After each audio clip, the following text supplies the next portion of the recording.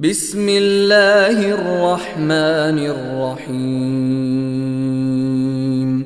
إذا زلزلت الأرض زلزالها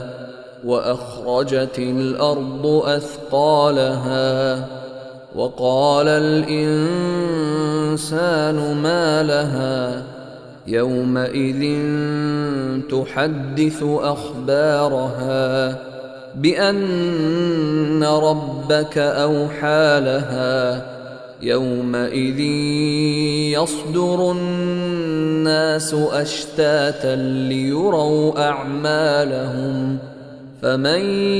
يعمل مثقال ذرة خيرا يره ومن يعمل مثقال ذرة شرا يره.